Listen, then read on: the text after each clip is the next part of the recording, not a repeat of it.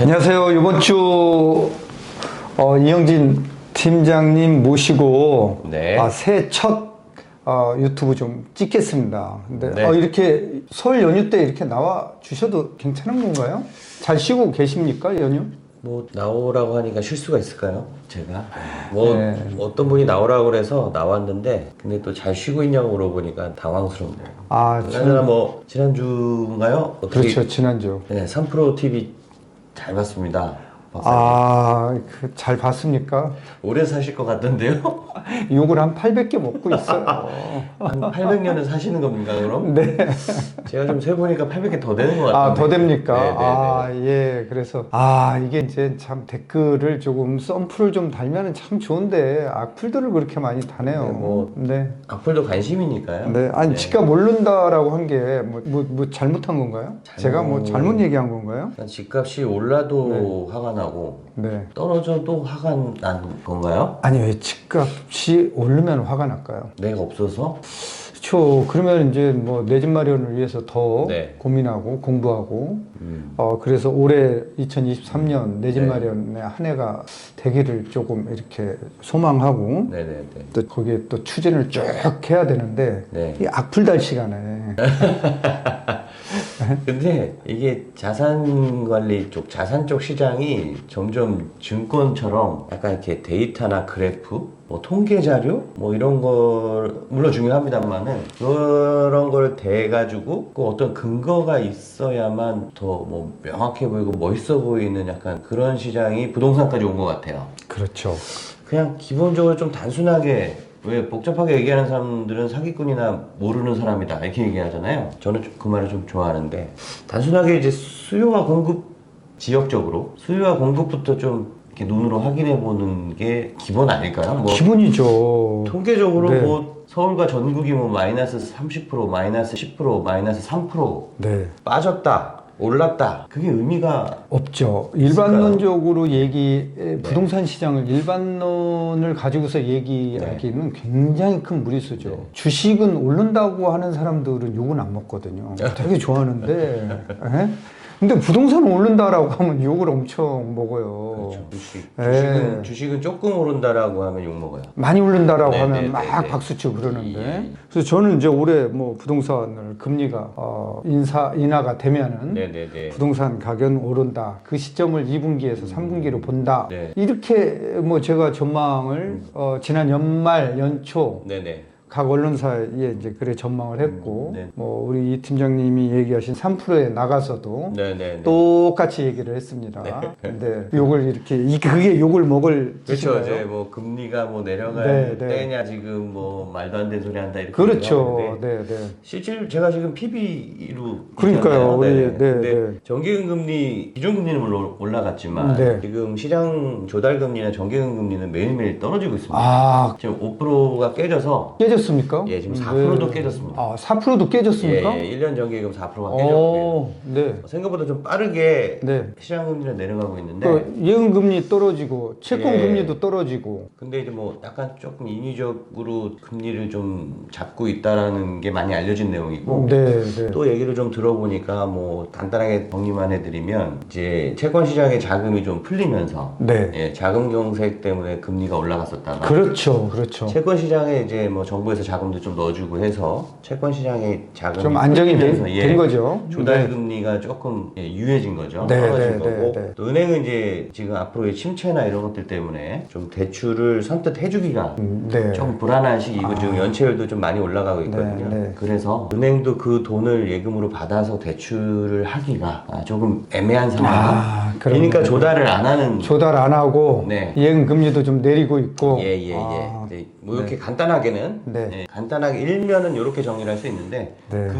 그게 바로 진짜 수요와 공급 아니겠습니까? 그렇죠. 자금의 수요와 자금의 공급. 그렇죠. 지금 이제 수요 공급이 더 많으니까 네. 예, 금리가 다시 시장 금리는 네, 내려오고 다시 있고요. 떨어지고 있다라는 예, 거죠. 기준금리는 올라갔고요. 아, 기준금리는. 굉장히 희한한 네, 상황입니다. 아무튼 설 전에 0.25%포인트 올랐죠. 예, 그래서 예, 3.5가 됐는데, 네네. 네. 그래서 저는 이제 뭐 그럼에도 불구하고 올해 부동산 가격은 반등할 가능성이 높다. 여러 가지 재반 산업을 뭐 얘기를. 이거는 박사님 뭐. 채널이니까 네. 얘기를 해도 되는 겁니까? 해도 되는데 또 사실은 욕하지, 우리 구독자님들 욕하지는 않겠죠. 뭐 고부자 TV를 뭘 봐야 욕을 하죠. 3%만큼 좀 보고 네. 욕불이 한 80개, 800개 달렸으면 좋겠습니다. 구독 많이 눌러주시고요. 예. 많이 좀 봐주세요. 예, 좋아요, 댓글, 구독, 네. 알림 설정 뭐 이런 거. 네, 네. 그것도 한물 갔나요? 네. 그러니까 이게 그러니까 앞으로는요 뭐 오를 거다라는 것보다 어느 지역은 오를 거다 뭐 이렇게 얘기를 해주시는 게 유튜브 채널에서만큼은 저는 그게 당연한 게 아닌가 싶습니다. 그래요? 그럼 예. 오늘 얘기해도 돼요? 딱 얘기할까요? 예를 들어서 제가 네. 서울을 이게 동그라미 서울 네. 서울을 동그라미로 봤을 때 왼쪽 상단 왼쪽 상단. 예, 고향 삼성 그쪽이죠? 네, 네, 네. 우측 상단 네. 남양주 네, 별내 이쪽이죠? 네. 우측 하단 네. 하남 당일 가면 네, 네, 그쪽이죠. 좌측 하단 네. 광명의왕 쪽이죠. 네, 네. 예, 거기는 오를까요? 한 군데만 빼고 다 오를 것 같은데요? 한 군데는 댓글로 맞춰주십시오. 세 군데는 오르고요. 네. 한 군데는 조금 한 군데는? 좀 강보합 정도. 세 군데는 오르고. 네, 세 군데는 그 오르고. 경계선도. 네, 네, 네. 거기는 공급이 많지 않습니까, 박사님?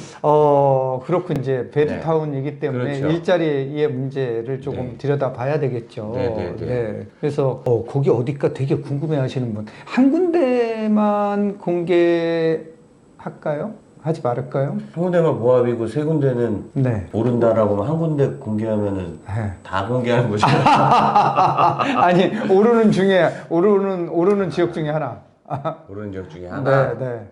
그럼 방금 제가 얘기했던 동서남북 네. 쪽, 네. 그 수도권, 네. 얘기한 서울 접경지, 네. 서울이기도 하고요. 네. 그 중에 제일 그래도 그러면 네. 제일 괜찮다. 괜찮다. 예. 라고 하는 적 어디죠? 서남을 보야 되겠죠. 서남 서남. 지역. 네, 네. 근데 박사님 그 수요와 공급을 항상 중요시 보시는데 네, 네. 서남 쪽이면은 네. 그쪽에 하남. 아니요, 상일. 서남이면 거기는 이제 서남이면 네, 네. 의왕광명이죠. 네, 의왕 네, 네, 광명이죠. 네, 네. 네, 네. 네. 동서남북을 헷갈리고 있습니다. 헷갈렸죠? 네, 네, 네, 네.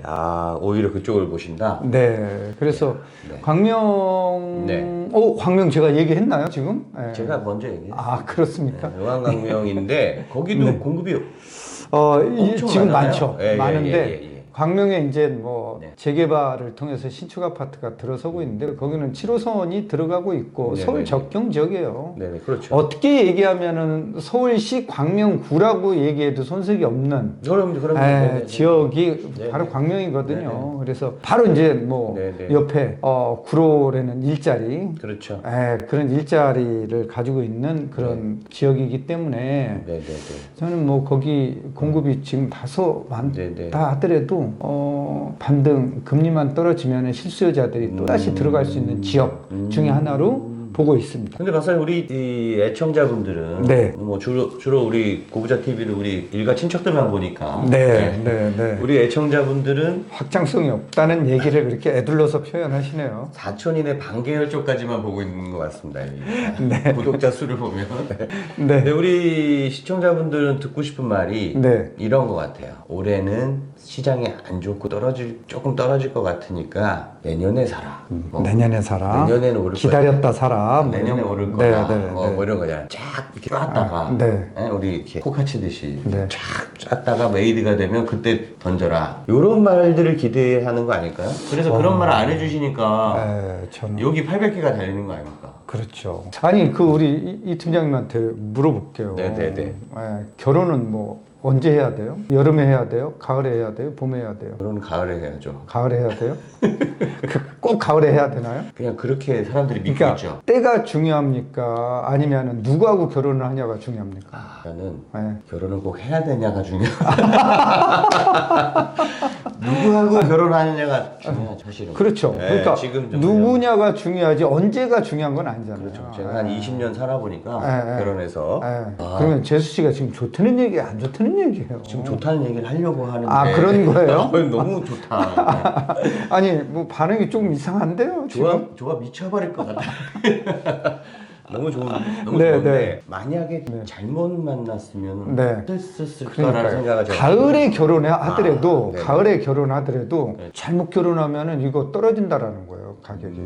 그러니까 때가 중요한 게 아니라 지금이라도 어느 거를 사느냐, 어떤 부동산을 사느냐가 네. 되게 중요하다라는 거예요. 그러니까 언제를 보지 말고 무엇을 사느냐, 왓으로 가자라는 거예요. 우리 고부자 TV 구독자 분들은 예. 애청자 여러분들은 네네. 그런 걸로 가자라는 거예요. 시기 보지 말라라는 거예요. 일단 좋은 거 사자라는 거예요. 그러니까 지금 작년 하반기부터 지금까지 네네네. 가격이 좀 조정이 많이 됐잖아요. 된 네네네네. 지역이 있는데 그럼에도 불구하고 지금도 신고가가 예. 나오는 지역들이 있어요. 오히려 가격이 안 떨어지고 우상향하는 그런 단지들이 있다라는 거죠. 이런 게 중요하다라는 거죠. 그렇죠.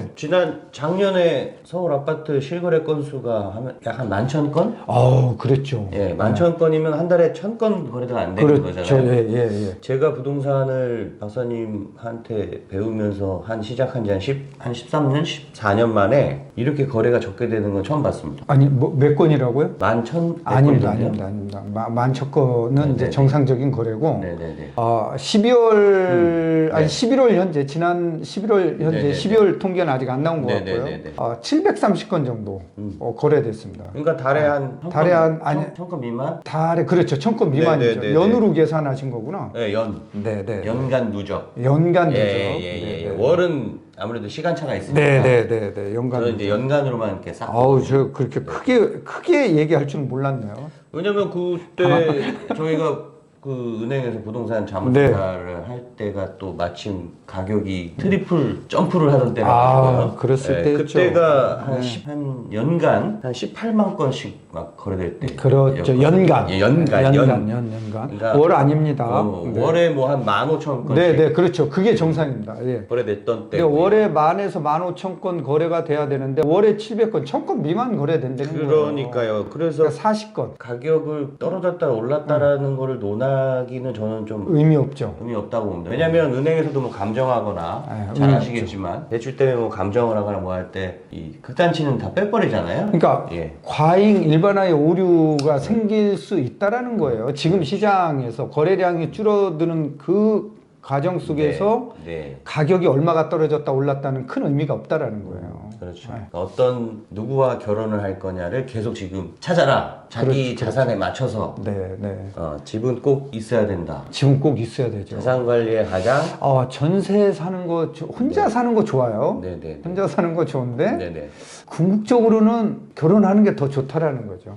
그렇죠. 네. 뭐 그 유명한 말 있잖아요. 뭐 안 해도 후회, 해도 후회하면 하고 후회한다. 그렇죠. 내 집 마련 하고 후회해라. 네. 그렇죠. 네. 그래서 집이 또 근데 내 집 마련은요 결혼보다 더 중요한 것 같아요. 아무래도 네. 예, 결혼은 안 해도 살지만 네. 집이 없으면 굉장히 네. 그리고 이제 뭐 전세 사실 뭐 전세 한 번씩 옮겨 다니려고 해도 그 부동산 중개 수수료랑 뭐 이사 비용, 뭐 인테리어, 뭐 그렇죠. 약간의 등등등의 비용만 따져도 한 몇천 나가잖아요. 그렇죠. 그걸 뭐 물론 이제 계약갱신이 있으니까는 뭐 조금 더 오래 살 수 있지만 그래도 한 2년에서 한 5년 사이에 한 번씩 다닌다라는 것도 상당히 좀 힘들고요. 부담스럽죠. 네. 보금자리를 또 옮긴다는 게 철새들 힘들겠어요. 철새는 뭐 그냥 본능에 의해서 가는 거니까. 네. 근데 또 체질에 맞을 수도 있습니다. 그런가요? 리프레쉬를 또 좋아하시는 또 분들 이사 다니는 걸 예, 좋아하시는 분들은 내 집 마련 안 해도 되겠네요. 그때 정리하면서 다니시는 것도 즐기시는 분이 간혹 있습니다. 샀다 팔았다 하면 되잖아요. 그 주인들은 얘기는 계속. 제가 안 해봤어요. 왜 그렇습니까? 그냥 안 사고 그냥 그러시냐고. 네네. 요즘에 섣불리 이 부동산 얘기를 잘 못하겠어요. 예. 네, 저는 다들 아무튼 날카로우셔가지고. 그래서 요즘 저는 뭐 욕먹는 게 일이 된 것 같아요. 집사라고 하면은 욕을 하는 것 같아요, 저한테. 그러니까 지금 그런 얘기를 듣고 싶지 않다니까요, 사람들이 지금. 좀 기다렸다 사라. 그렇죠. 내년에 사라. 그렇죠.